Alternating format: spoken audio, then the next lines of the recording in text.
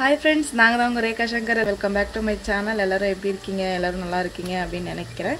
ரொம்ப நாள் கழிச்சு இன்னைக்கு வந்து vlog பண்றேன். என்ன vlog அப்படின்னு பார்த்தீங்கன்னா சண்டே vlog தான். சண்டே வந்து எங்க வீட்ல வந்து ஸ்பெஷல் சிக்கன் தான் செய்ய போறேன்.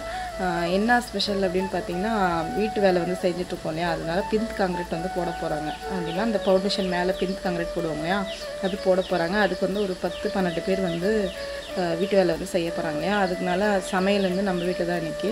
காலைல டிஃபன், மதிய சாப்பாடு. காலைல டிஃபன் பார்த்திங்கன்னா லெமன் ரைஸ், மதியத்துக்கு சாப்பாடு பார்த்திங்கன்னா சிக்கன் பிரியாணி, சிக்கன் குழம்பு, ஒயிட் ரைஸ், இவ்வளோ மட்டும்தான். எப்பயுமே 4 பேருக்கு மட்டும்தான் சமைப்பேன். இந்த தடவை தான் 12 பேர் 13 பேர் இருக்கும்னு நினைக்கிறேன்.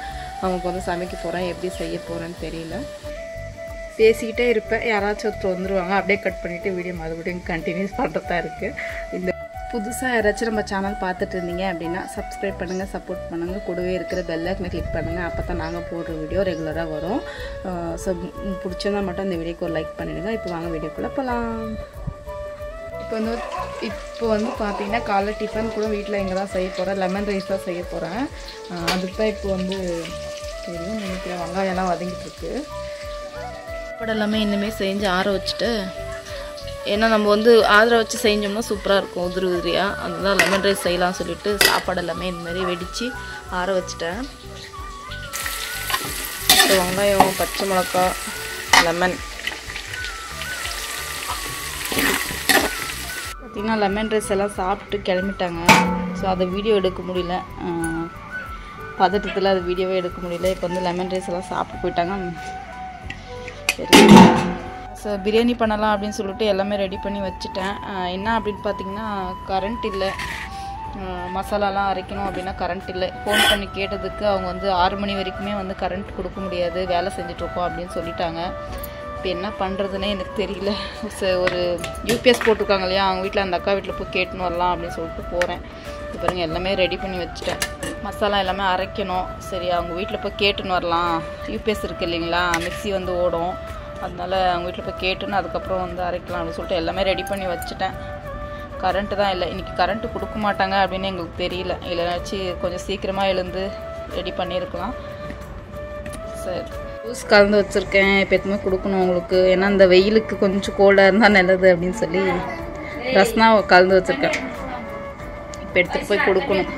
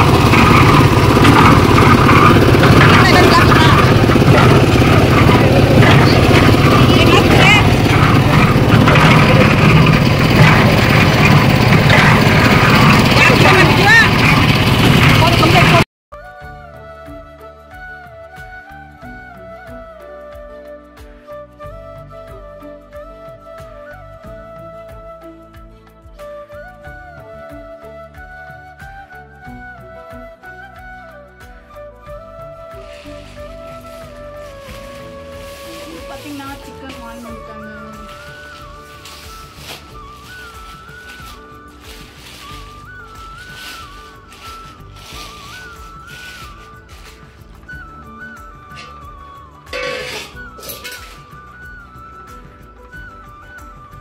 சிக்கன் பார்த்தீங்கன்னா மஞ்சள் தூள் போட்டு நல்லா வாஷ் பண்ணி எடுத்துட்டு வந்துட்டேன். இப்போ பார்த்தீங்கன்னா வாங்கி தாளிக்கணும்.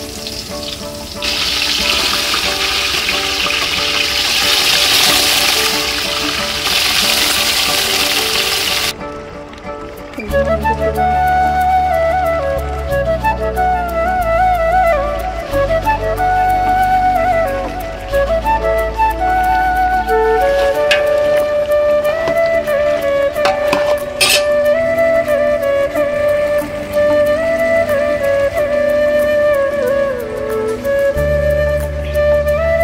எங்கள் ஆயாவும் வந்து எனக்கு ஹெல்ப் பண்ணுது. என்ன பண்ணுற? வெங்காயம் அடிக்கிறேன். பேத்தி ஒண்டியாக்குது, நம்ம ஹெல்ப் பண்ணலான்னு வந்தியா? இப்படி ஆகிட்டாமா? ம். சரி, அது வாட்டில் போடாது தண்ணியில். எங்கள் ஆயாவை வேலை வாங்குறேன்னு யாரும் தப்பாக நினச்சிக்காதீங்க. ஆயா பேத்திக்கு ஹெல்ப் பண்ணணும் அப்படின்னு சொல்லி வந்து வெங்காயம் அரிஞ்சு கொடுக்குறாங்க, கபாப் பேஞ்சு கொடுத்தாங்க, சிக்கன் 65க்கு. ஏயா பேத்திக்கு ஹெல்ப் பண்ண வந்தியா? ம். ஒண்டியே செய்கிறடே, நம்ம போய் ஹெல்ப் பண்ணலான்னு.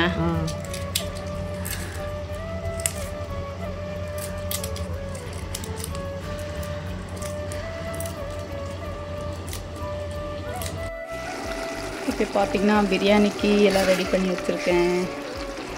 எல்லாமே தாளிச்சிட்டு இதுக்கப்புறம் வந்து சிக்கன் போடணும். இது வந்து பார்த்திங்கன்னா சிக்கன் குழம்பு.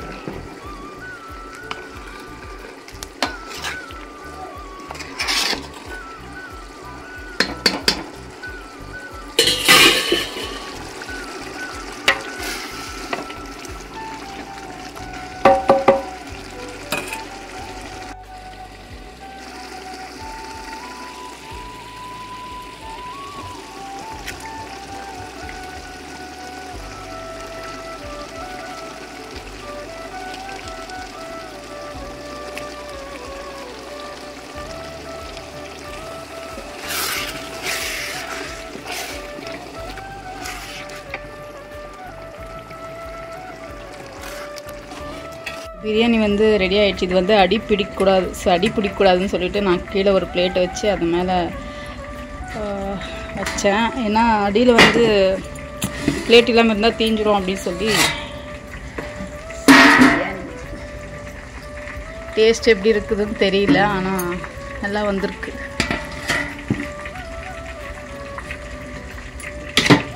இந்த மாதிரி வெயிட்டாக வச்சோம்னா தம் கட்டி பிரியாணி. அதுக்கப்புறம் வந்து இங்கே கபாப் போட்டிருக்கேன்.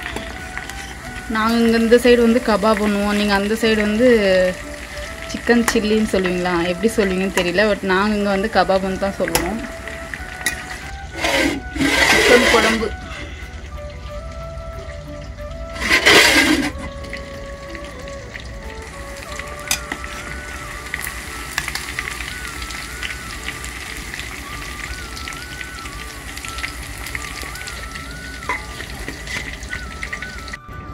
White rice. அதுக்கப்புறம் வந்து பார்த்திங்கன்னா வெங்காயம், அதுக்கப்புறம் வந்து லெமன். இது எல்லாம் ரெண்டுமே இருக்கணும். நான்வெஜ்ஜை சமைச்சோம் அப்படின்னா கண்டிப்பாக வெள்ளரிக்காவும் இங்கே வந்து கீரைக்கான்னு சொல்லுவோம். ஒரு இடத்துல ஒரு மாதிரி சொல்லுவாங்க. இங்கே வந்து கீரைக்காய், இங்கே இப்படி தான் சொல்லுவோம்.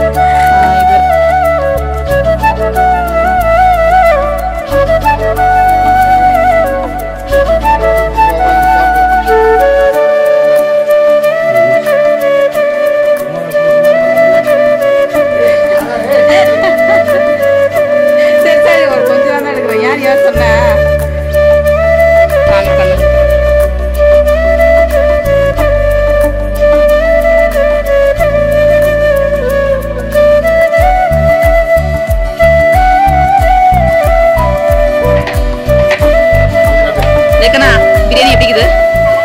நல்லா இருக்குதா? நல்லா இருக்குதா?